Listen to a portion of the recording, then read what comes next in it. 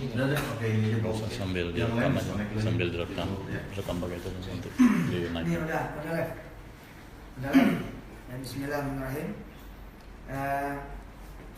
Alhamdulillah, dengan izin Allah saya ada di sampingnya Ustadz Irfan Syokibek. Mungkin Ustadz kenalin diri dulu, Ustadz, banyak yang belum kenal. Baik, bismillahirrahmanirrahim. Assalamualaikum warahmatullahi wabarakatuh. Saya Irfan Syokibek. Saya adalah dosen dari Departemen Ilmu Ekonomi Syariah IPB. Sehari-hari saya menjabat sebagai Kepala Pusat Studi Bisnis dan Ekonomi Syariah IPB, sekaligus juga Direktur Pusat Kajian Strategis Basnas, dan juga mendapat amanah di Dewan Syariah Nasional Majelis Ulama Indonesia. Saya kira itu aja ya. Itu aja kok. Nah ini saat sambil nunggu keluarnya sertifikasi DSN MUI yang saya pribadi tetap menyerahkan kepada orang tua, pada para guru tentang kapan sertifikasi halal MUI itu turun. Saya pengen kalau Ustadz sedikit menjelaskan tentang keadaan kesyariahan Petren, artinya dari sisi dapur, apakah memang sebelum ada sertifikasi ini kita memang haram atau seperti apa, barangkali perlu dijelaskan. Ya, baik. Bismillahirrahmanirrahim. Jadi untuk mendapatkan sertifikasi halal ya dari Dewan Syariah Nasional MUI itu memang segala sesuatu harus kita persiapkan ya dengan baik dan tidak boleh bertentangan dengan aspek syariah. Jadi kalau kita sudah mengajukan ke DSN dan alhamdulillah juga sudah diproses dan Petren juga sudah diberikan kesempatan untuk presentasi. Nah artinya untuk sampai pada tingkatan presentasi itu tidak mungkin kalau kesempatan itu diberikan jika Petren tidak memenuhi persyaratan yang ditetapkan oleh DSN sesuai dengan Fatwa nomor 75 ya, Fatwa nomor 75, di mana dalam fatwa ini itu telah disebutkan secara eksplisit, secara jelas mengenai kriteria-kriteria sistem penjualan langsung berjenjang yang sesuai dengan syariah, atau dengan kata lain MLM yang sesuai dengan prinsip syariah. Nah, otomatis dalam proses ini tidak mungkin ya kita berani mengajukan sesuatu yang secara diametral bertentangan dengan syariah untuk mendapatkan legitimasi dari DSN, dan pasti DSN akan langsung nolak kalau misalnya dari dokumen yang pertama disubmit atau disampaikan itu sudah dari sisi syariah sudah mengandung unsur-unsur yang tidak benar. Jadi tidak mungkin. Artinya apa? Artinya sebelum dokumen itu sampai ke DSN, ya Petren harus menyesuaikan dengan sistem yang ditetapkan oleh DSN itu sendiri. Nah kemudian baru DSN melakukan kajian pendalaman, ya, dan kemudian melakukan analisis, ya, menyesuaikan dengan daftar checklist yang dimiliki oleh DSN. Ini apakah sudah sesuai dengan syariah atau belum? Ya, baru itu nanti proses akhir. Tetapi untuk sampai ke situ itu mau tidak mau harus sudah syariah dulu. Dan karena saya sudah lumayan inilah ya terlibat beberapa lama begitu dengan Ustadz ya, jadi saya melihat juga bagaimana proses perubahannya. Dan yang terpenting adalah teman-teman ini harus meyakini bahwa apa yang ada sekarang yang sudah eksis, yang sudah berjalan ini, insya Allah ya kalau kita lihat pada Fatwa nomor 75, insya Allah tidak bertentangan dengan prinsip syariah ya, walaupun sekali lagi saya tidak dalam kapasitas mendahului apa yang nantinya akan diputuskan oleh Dewan Syariah Nasional ini. Tapi pada prinsipnya itu tidak perlu ada keraguan, saya kira. Insya Allah. Tapi kami tetap meminta doa dari teman-teman semua, karena biar bagaimanapun sertifikasi itu penting.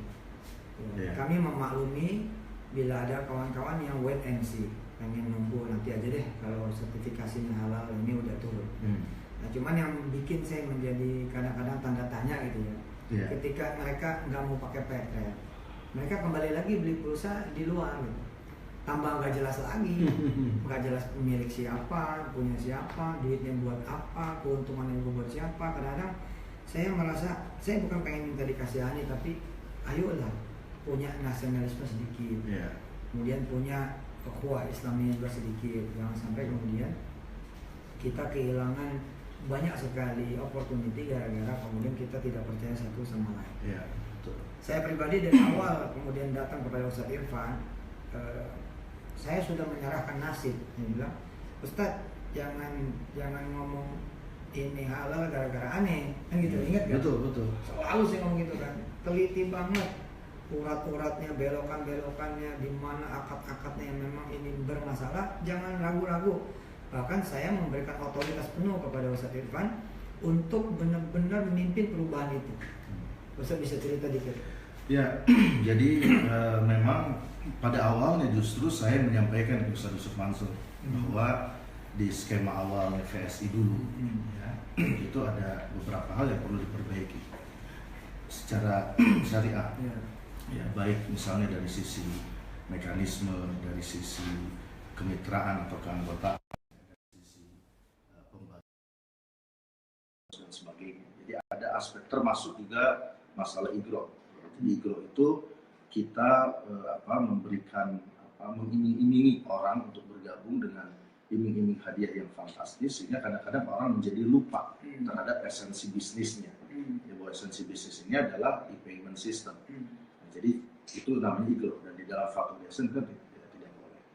Nah, kalau kita lihat perkembangannya, ya alhamdulillah ya, beberapa hal, dan saya kira hal yang fundamental itu sudah bisa kita perbaiki, sehingga insya Allah ini sesuai dengan prinsip syariah. Sebagai contoh misalnya pemisahan antara mitra pengguna dengan mitra bisnis. Ini kan contoh perubahan saja. Ya, bagaimana kemudian kita identifikasi mana mereka yang hanya sebagai user saja dan mana mereka yang ingin terlibat ke dalam bisnis menjadi para pelaku usahanya secara langsung.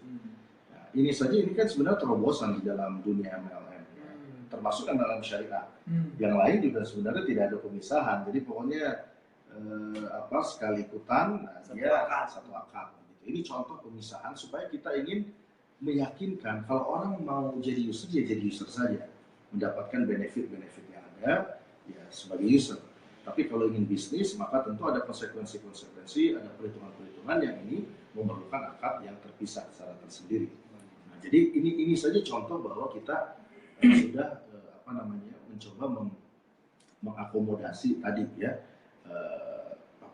konsep di mana banyak juga yang mengkritisi nggak boleh ada dalam satu akad nggak boleh ada dua transaksi. Samsara. Ya, jadi ada dua transaksi dalam satu akad enggak. Jadi dengan pemisahan ini kita sudah identifikasi mana yang sebagai user, mana yang sebagai mitra bisnis. Kemudian hal-hal yang lain kan ada beberapa titik krusial sebenarnya untuk melihat nih MLM mengandung unsur yang bertentangan dengan syariah atau tidak. Ya, misalnya pertama dari sisi skema. Ya, skemanya ini apakah mengandung unsur money game atau tidak. Ya, cara ngecek ini skema money game atau enggak, gampang aja. Kalau kita orang terakhir di muka bumi yang diajak ikut paytrend, kira-kira kita masih bisa mendapatkan benefit atau manfaat atau enggak? Ya, kan masih bisa. Kalau kita transaksi, kita masih bisa dapat dari fee. Kita artinya ya ada cashback yang masih bisa kita nikmati. Gitu. Jadi artinya untuk ngecek ini mengandung money game atau enggak, ya cek aja seperti itu. Ya. Beda dengan MLM umroh yang bermasalah, bayar sekian juta, nah kemudian dijanji kalau dia orang terakhir yang kemudian mendaftar, nggak ada orang lain yang bisa direkrut, maka dia akan bisa berangkat. Nah kalau seperti itu jelas mengandung unsur money game. Ini adalah contoh sederhana sebenarnya bagaimana kemudian kita melakukan perubahan-perubahan. Kemudian tidak ada istilah passive income yang dimana orang itu bisa diam tanpa keringetan. Ya. Nah, jadi oleh karena itu kalau kita lihat sistem yang existing sekarang itu bisa dicek di mitra bisnis paytrend, ya nggak bisa orang mendapatkan reward, mendapatkan ujroh, mendapatkan fee, ya kalau dia tidak keringetan. Jadi ini kan juga menunjukkan bahwa kalau orang ingin mendapatkan sesuatu dia harus berusaha. Ini kan sesuai dengan syariah. Kalau produknya sendiri, insya Allah sesuai dengan syariah. Payment system kan itu produknya netral, tinggal bagaimana kita manfaatkan, ini nggak ada masalah. Ya, ini sesuai syariah. Jadi pendeknya menurut saya kalau kita bedah secara lebih dalam, ya sebenarnya tidak ada hal-hal yang secara fundamental, secara mendasar bertentangan prinsip syariah.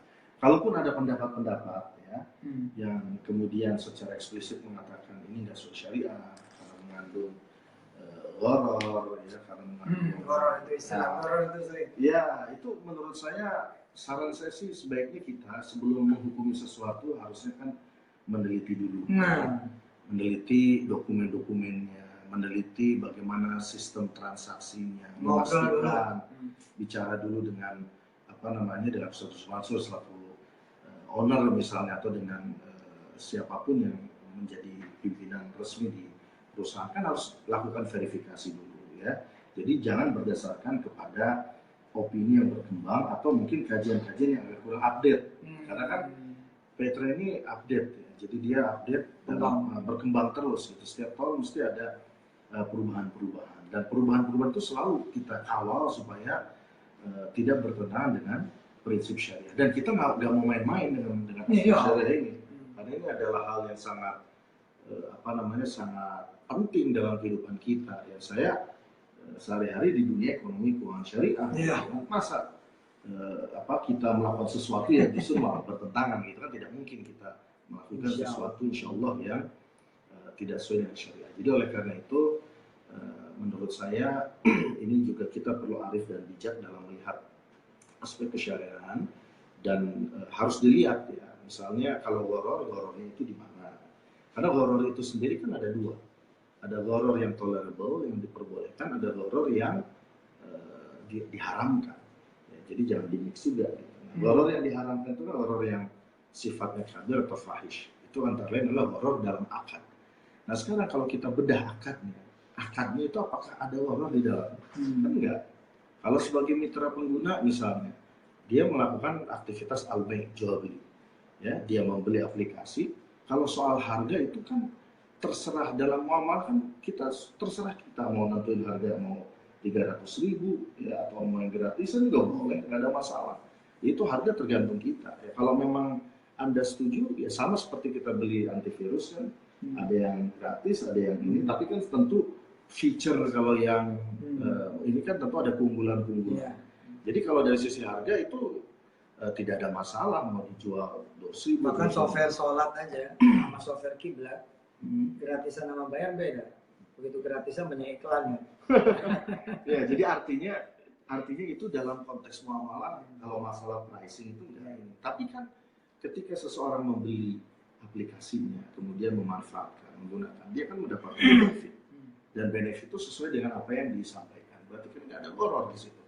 Ya, kemudian juga dalam konteks bisnis, ya, ketika seseorang menjadi mitra bisnis misalnya, kan tentu dia mendapatkan ada hak dan kewajiban. Ya kan, ada benefit-benefit kalau dia bisa misalnya menjual aplikasinya, bisa mengajak orang menggunakan aplikasi itu, bisa meningkatkan volume transaksi menggunakan aplikasi. Semua kan jelas, clear, ya. Nah, jadi itu saya kira setiap mitra bisnis, pebisnis itu kan mereka akan tahu ya, benefit dan haknya. Nah, persoalan ketika terjadi akad antara mitra pebisnis dengan perusahaan, ya maka kan yang sering juga disinggung oleh orang kan, apakah boleh nih ngasih ke beberapa tingkatan kan gitu. Ya, maka itu sebenarnya polanya itu kan kalau seseorang, misal saya dengan Ustadz Mansur berbisnis, ya saya membeli aplikasi dari beliau. Saya tahu kalau ini saya bisa menjualkan ini, saya akan mendapatkan fee. Kalau saya bisa mendorong orang bertransaksi melalui aplikasi ini, saya juga akan mendapatkan fee. Ya, maka ketika saya dengan Ustadz Mansur melakukan transaksi bisnis, ya, dan saya membeli aplikasi dari beliau, maka uang yang terjadi, uang yang beralih ke pemilikan dari saya ke Ustadz Mansur dan aplikasi yang menjadi milik saya, maka Ustadz Mansur punya hak untuk mengeksersis uang itu. Mau digunakan untuk apa saja terserah beliau. Karena kalau dalam jual beli itu kan ada yang namanya jual beli kan, al-bai', exchange, ya, exchange goods and services, barang dan jasa dengan uang, ya kan. Nah kalau sudah terjadi exchange, maka masing-masing dari kita itu punya hak secara penuh untuk melakukan apa saja. Sama seperti saya, kalau saya sudah beli, saya nggak mau pakai juga nggak apa-apa, nggak ada masalah, karena itu sudah menjadi hak saya. Ustadz Mansur juga ketika menerima uang, ya itu hak beliau. Kalau beliau ingin membagikan kepada siapa yang dianggap berjasa, ya itu terserah siapa saja. Itu kan nggak ada masalah gitu. Jadi itu sebenarnya bukan bukan isu. Apalagi kalau kita kaitkan dengan legal sistemnya kan payout maksimal 40%. Iya. Nah itu tetap berada dalam konteks kisaran payout yang secara pemerintah, dari sisi pemerintah. Dari sisi pemerintah, sesuatu dikategorikan money game itu bila payoutnya lebih dari 40%. Nah, bahkan ada yang 80, ada yang mungkin 90 kali. Nah, kita di Petra ini 35-36% kisarannya.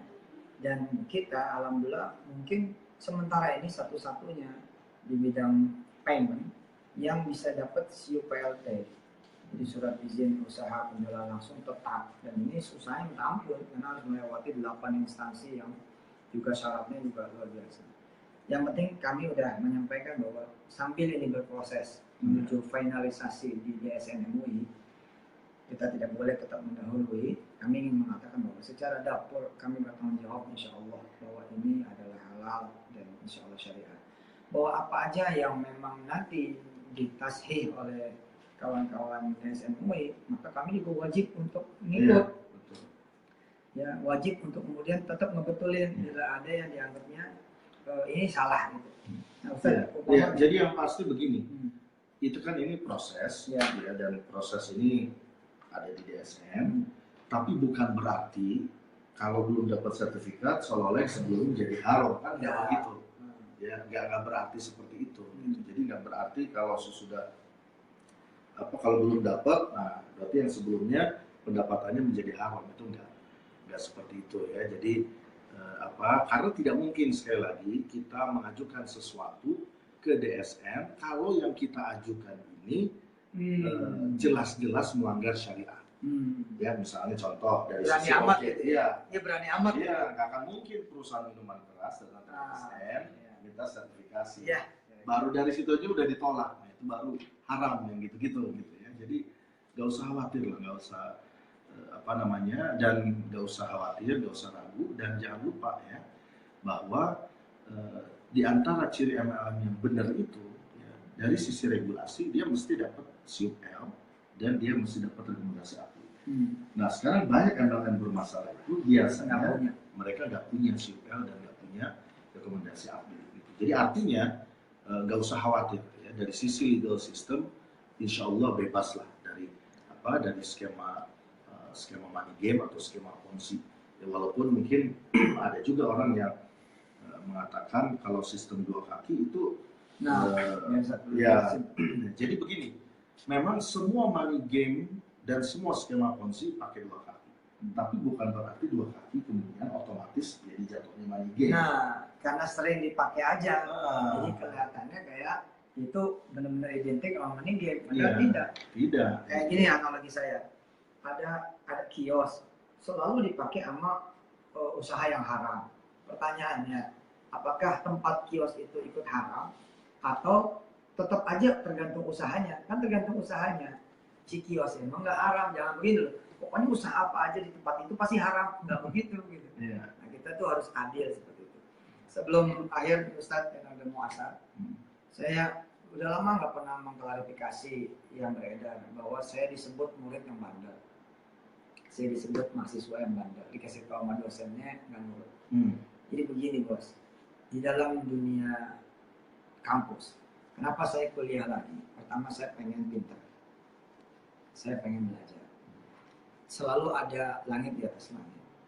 Dan yang kedua motivasi saya adalah mengajak para profesional dan pengusaha untuk kembali ke kampus. Karena saya melihat ngeri banget orang sekarang ini merasa udah pintar, nggak perlu kampus. Udahlah, pokoknya jangan sekolah, jangan kuliah, yang penting kita usaha, jangan begitu. Buat saya adalah usaha penting, tapi sekolah penting. Usaha penting, kuliah penting. Karena itulah saya kuliah lagi. Nah, saya kuliah biar gak kelihatan blow on, saya kuliahlah di yang saya paham. Salah satunya ekonomi syariah, Ustaz. Karena saya mencintai usul fikih dari mulai saya kecil, mencintai usul fikih, mencintai mantik, mencintai kemudian fikih-fikih. Ya kasar Betawi lah, dari mulai kecil aja gitu udah belajar Bulughul Maram, gitu Ustaz. Ada satu dosen dengan izin Allah SWT, tidak saya sebut namanya, beredar viral bahwa katanya saya sudah menghadap beliau. Lalu beliau sudah memberitahu bahwa Petren ini haram. Tapi saya tetap bandel. Saya menyatakan itu tidak pernah terjadi. Tidak pernah terjadi saya itu pernah minta fatwa, nggak pernah Ustaz. Beda sekali dengan saya datang ke antum. Anda datang ke antum minta dibedah, beda. Nah, sama Ustadz yang satu ini, saya menghormati beliau karena beliau tetap dosen. Jadi ceritanya begini aja. Satu kali saya datang ikut kelas beliau, kemudian kayak ya nanya apa, gimana kesehatannya, gimana kabarnya. Kemudian ada satu orang kemudian bicara, itu Petra gimana tuh? Gitu. Terus Ustadz yang bersangkutan bicara, ya perbaiki aja akadnya. Nah, tanpa beliau tahu, ya kita udah jauh melakukan apa yang disebut dengan perbaikan akad. Jadi saya menolak jika dikatakan saya sudah minta fatwa dari Ustadz yang bersangkutan. Tidak pernah sama sekali. Jadi bila dinyatakan saya sudah pernah datang meminta fatwa, itu sama sekali tidak benar. Jadi tanpa perlu saya sebut namanya, saya kasihan bila mana kemudian jadinya seperti berbohong. Ini kan jadi berbohong, jadi seolah saya udah datang, udah disebut haram, tapi saya tidak mengindahkan. Saya orang Betawi Ustadz, jangankan sama yang pinter, sama yang tuaan aja saya tetap cium tangan. Apalagi sama yang pintar. Tapi yang pintar ini juga mesti tahu bagaimana batasan-batasannya. Kalau emang udah mengetahui banget ya nggak apa-apa. Nah, yang saya lihat tidak mengetahui tapi berani menghukumi. Itu menurut saya juga di luar akhlak seorang ahli fikih. Menurut saya. Ya jadi kalau itu ya saya kira klarifikasi Ustadz sudah cukup ya. Tapi yang penting kalau menurut saya tadinya, apapun kalau kita ingin menilai, ya, itu saya kira harus didasarkan kepada referensi yang valid. Dalam hal ini misalnya dokumen-dokumen, ya akad, sistem semua. Sebelum kemudian kita menyimpulkan sesuatu ini sesuai atau tidak sesuai dengan prinsip syariah. Tetapi ya sekali lagi saya tegaskan ya bahwa insya Allah semua proses-proses bisnis yang ada di dalam ini ya, di dalam Petren itu kita usahakan semaksimal mungkin ya, tidak ada yang secara fundamental dan mendasar bertentangan dengan prinsip syariah. Jadi itu sih yang menjadi hal pokok dari kita ya, bahwa kemudian nanti ada ijtihad atau perbedaan-perbedaan yaitu suatu yang wajar, tetapi yang menjadi referensi Petren itu adalah Dewan Syariah Nasional Majelis Ulama Indonesia. Ya, jadi artinya kan ini macam-macam nih ya pendapat. Misalnya contoh dua akad dalam satu transaksi saja dan para ulama juga beda-beda. Ya, misalnya Ibnu Taimiyah mengatakan yang dimaksud dua akad satu transaksi itu adalah bai' al-inah. Jadi seperti itu. Jadi ulama bisa berbeda-beda. Makanya kita perlu referensi. Ya. Nah, DSN itu adalah otoritas yang menurut saya menjadi referensi yang paling tepat dalam konteks Indonesia, karena di DSN itu isinya macam-macam, tidak hanya satu orang gitu. Kadang-kadang kalau satu orang kan mungkin menguasai satu bidang tapi belum tentu menguasai bidang yang lain. Tapi kalau di DSN ini kan berbagai macam keilmuan ada di dalamnya, kemudian dengan latar belakang yang beragam, yang sehingga ini bisa memperkuat ya kajian dan fatwa yang dikeluarkan. Jadi oleh karena itu saya sampaikan pada Ustaz Mansur bahwa kita insya Allah sepakat menjadikan referensi fatwa DSN ini sebagai acuan untuk menilai kesyariahan produk Petren atau tidak. Jadi acuannya seperti ini ya, bahwa nanti kalau ada keberatan dengan fatwa DSN ya silahkan bicara aja langsung ke DSN kan begitu. Sebenarnya sesederhana itu ya kan ada juga banyak juga yang mengkritisi fatwa-fatwa DSN. Banyak. Jadi kan problemnya harusnya ada ruang dialog begitu ya, ruang dialog yang terbuka, kemudian didasarkan kepada niat yang sama-sama baik, yang sama-sama lurus, niat lillahi ta'ala. Saya kira itu aja mungkin. Iya, saya juga pernah melihat ada fatwa lagi dari beberapa ustadz yang lain. Dalam lembaran fatwa itu saya membaca kalimat atasnya, menurut saya cukup memprihatinkan untuk sebuah fatwa. Karena di atasnya langsung ada statement jujur bahwa apa kata mereka, kami yang bertatanggi bahwa ini A, B, C, D, itu banyak sekali ustadz-ustadz itu lalu mengatakan bahwa sampai hari ini kami belum pernah ketemu Ustadz Yusuf Mansur dan belum pernah bicara dengan Ustadz Yusuf Mansur, belum pernah tahu juga secara perusahaan seperti apa, tapi menurut pengamatan kami kira-kira Petra ini seperti ini. Nah ini kan menurut saya nggak jujur itu. Kita kayak pengen nilai rumah orang lain cuma ngelihat doang terus nanya-nanya katanya itu jadi haram. Ini kan nggak boleh. Apalagi yang dilihat ternyata bukan logo saya lagi, yang dilihat logo orang lain. Nah, jadi selain ilmu ada soal akhlak, saya kira ada soal silaturahim. Dan satu hal yang terpenting sebelum kita selesai, Ustaz, saya ingin kita semua membiasakan diri antar umat dan antar umat yang lain pun, ya, ke umat yang lain pun begini. Kalau ada orang salah, jangan kemudian langsung meninggalkan dan menyuruh orang yang meninggalkan. Ini bahaya.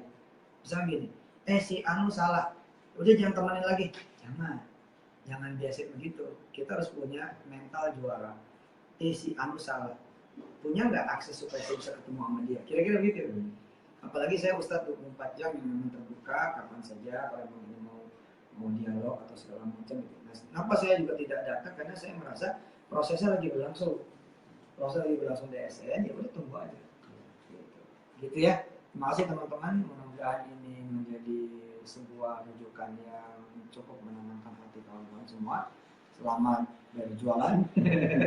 Selamat bertransaksi, dan satu lagi doain banget. Mudah-mudahan memang kita berhak mendapatkan sertifikasi halal DSN MUI dengan sebenar-benarnya dapat, bukan karena saya, bukan karena intervensi, bukan karena intimidasi, bukan karena ini punya umat Islam kasih aja, bukan, tapi karena memang secara konten ini benar-benar halal. Dan jangan lupa bahwa kita juga kan akan mempertanggungjawabkan dunia akhirat. Itu kan juga sesuatu yang berat gitu ya. Jadi artinya kita nggak mungkin main-main lah pada hal-hal yang haram. Siap. Kira-kira gitu lah. Ngeri soalnya. Ngeri. Makasih. Assalamualaikum warahmatullahi wabarakatuh. Waalaikumsalam.